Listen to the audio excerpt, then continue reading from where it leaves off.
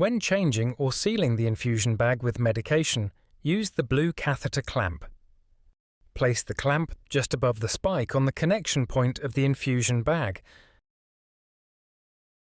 Now unscrew the spike from the infusion bag. The infusion bag is now sealed and will not leak. Return the infusion bag to the pharmacy.